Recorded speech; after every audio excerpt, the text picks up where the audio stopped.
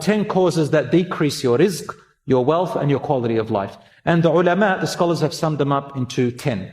10 of them. Number 1, a person's rizq and sustenance is decreased and their quality of life is decreased if they are lazy dependent. Like that boy who said, sustenance will come to me. Lazy dependent person will decrease your rizq and your quality of life. Number 2. This is an extremely important point for all of those people that think that all they have to do is dua and then money and rizq is going to fall from the sky. No. Allah subhanahu wa ta'ala tells us that we have to pray, we have to do dua, and then we have to work as hard as physically possible, and then rizq will come to us. Okay, that is extremely important. There's far too many people, Muslims out there, who think that they are doing the right thing by making lots of dua, but they're not making any effort. They're lazy. They have a really bad relationship with work, hard work, and they have a poor work ethic. Okay, that is not an excuse. The hadith is that the Prophet ﷺ said, tie your camel and then make dua. So I think a better hadith would be فَأَجْمِلُ فِي الطَّلَبِ, which is to have excellence in seeking your rizq. I think Imran mentioned that actually at the event last week, is that, as I mentioned, you have to do all of the diligence from the Islamic side, pray, do dua to Allah subhanahu wa ta'ala, and then you have to work as hard as physically possible. That's very, very relevant. It's very, very important that Muslims understand this. I see far too many Muslims that are just lazy. They have really bad work ethic and they are expecting money and rizq to just fall from the sky. And that's not how it works. That's not how Allah subhanahu wa ta'ala has said that He's going to give us rizq.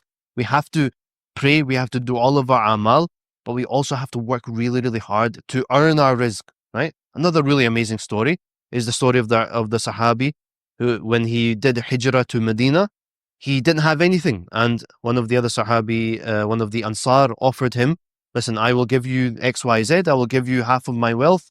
You can just take it. And the Sahabi said, no, you know what? I'm going to go to the market. I'm going to earn my own rizq and I will make my own living. So that's what we're talking about here, right? Don't expect rizq to just fall from the sky. He went to the market and he made his rizq. Okay, he bought and sold until he had what he wanted. It's really funny because even the Sahabi said, I'll divorce one of my wives and give you. Yeah, exactly. Exactly, bro. The level of these people, subhanAllah, incredible.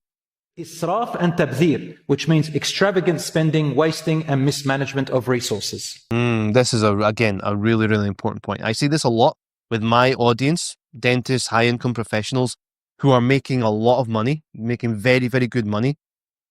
But they think that they can be more lazy, they can be a little bit more extravagant, extremely common from the wedding side. The level of disgusting extravagance that people have when they get married, wasting 10, 15, 20, $30,000 on a wedding on a single day. Personally, I think that is completely unforgivable. I think that is absolutely disgusting. And I would never, ever do that. Okay? Imagine if you really wanted to, which I don't think is a good financial decision, but imagine you put that towards a halal mortgage, which, again, as I'm really against all mortgages, halal or not. But imagine you put that towards a deposit of a house that you can live in. Or something one of my best friends did is that he spent that same money, he had a reasonable wedding, and then he spent $15,000, $20,000 on the honeymoon of a lifetime. They traveled the world for like 2-3 months and they stayed in some amazing places. They did some amazing things. That is an experience that you're going to remember for the rest of your life, not a single day. I cannot accept anyone coming to me and saying that they want an extravagant wedding. I think that is completely inexcusable. I understand where you're coming from. I still think that you need to fight against your inner desire for that ridiculous, expensive one-day wedding. But I understand where it's coming from. Now, when men come to me and they also want an extravagant wedding, that is the height of emasculine. I don't understand where that comes from. When a woman comes to you and they want an extravagant wedding, you have to understand, yes, they've been conditioned their entire life that on this day they're going to be dressed up like a princess and it's all that the entire day is going to be about them, right? That's understandable. For you as a man to want an extravagant wedding, have some shame, brother. Have some shame. Oh my God, unbelievable. Have some understanding, have some diligence with regards to the money of your family that is going into the single day that is going to be wasted. So if you have a lot of wealth and you are able to afford, more things, then go for it. But if you have less wealth and you want to buy the same thing as the wealthy person, then you are doing israf. You are extravagantly spending.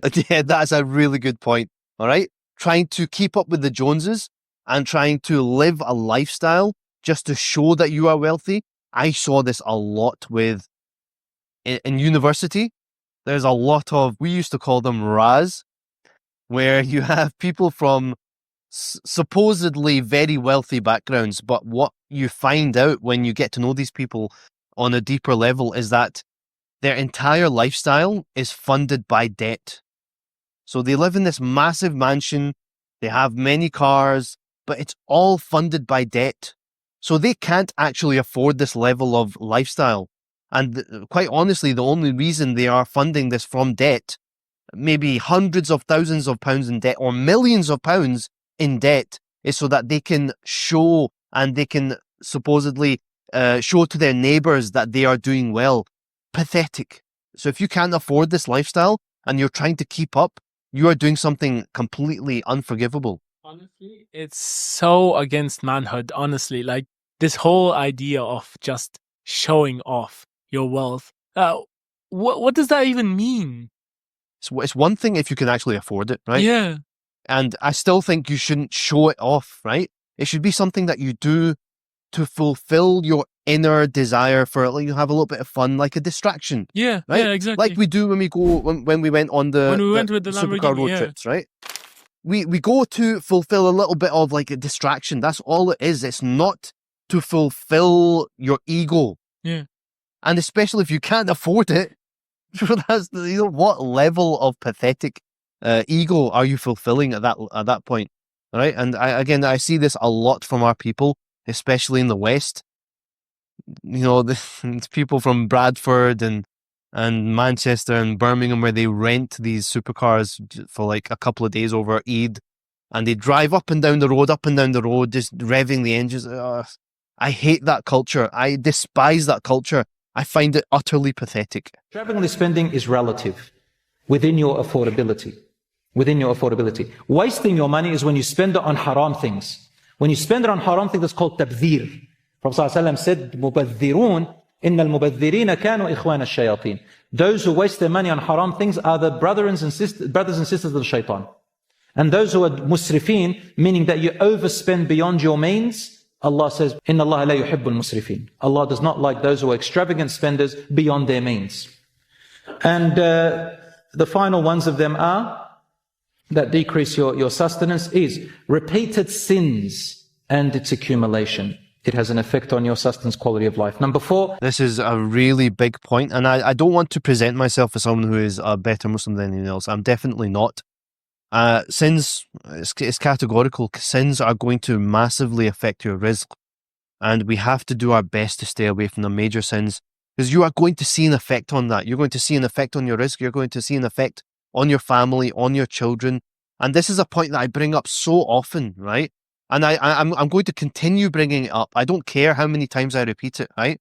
That if you have a mortgage, the only time, Allahu Alam, if this is acceptable, the only time, maybe if you have spoken to an alim directly and they have given you a specific fatwa based on your situation, that you are allowed to get a mortgage, maybe in that situation. Again, I'm not an alim. I don't know if that is acceptable. Maybe it is in that situation. But in all other scenarios, if you got a mortgage without any real justification, right?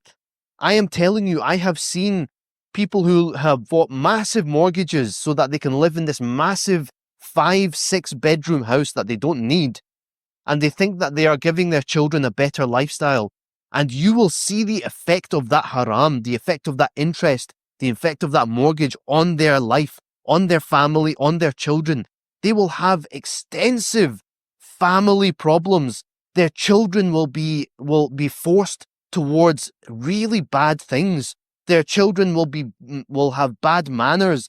They will fail exams. They will be forced towards just terrible things. You'll see the effect of this if you analyze the lives of these people. They will present a very happy life on the surface, but they will not be happy when you dig in deep and you find out, okay? And they will not be financially secure either when they're presenting themselves as living in this big, massive mansion that they've bought a 30, 40-year mortgage and they're in debt to the tune of $600,000 or pounds. They are not actually in a good financial decision. They are in severe debt, right? And I will tell you, I've said this again many, many times, that families and people who make the intention that they are going to forego a mortgage and they are going to live in a small house, rent, or they buy it cash, but a small house that they can afford in cash, and they struggle and they strive and they earn and they invest and they slowly, slowly increase their standard of living rather than get a mortgage and hundreds of thousands of pounds in debt. Their lifestyle, their happiness, their contentment will be categorically better than those people who get massive mortgages and present themselves as being financially wealthy. How many people or how many of us have we done a sin and then we saw like our wife just fights with us, our kids just disobey us that day? I used to be someone who did the ruqya on people, and the majority of people I would see that have jinn possession are those guys with the big houses, with the riba and all of that. This is another thing, bro. It breeds all this lifestyle, right? Getting massive loans, getting into huge amounts of debt intentionally. It breeds jealousy as well, because people don't know that you're in massive amounts of debt. They don't actually know, because on the surface you look like you're financially wealthy, right? They don't know that you're barely making a living, because all of your money and all of your wealth, all of your income is going towards paying off this debt. They think that you are really, really wealthy, and they are going to have jealousy towards you. And that is going to go towards massive amounts of it's just weight. It feels like weight. It feels like there's a boulder that's lying on top of you and people have jealousy towards you. And you will see the effect on your life. So don't talk about your blessings.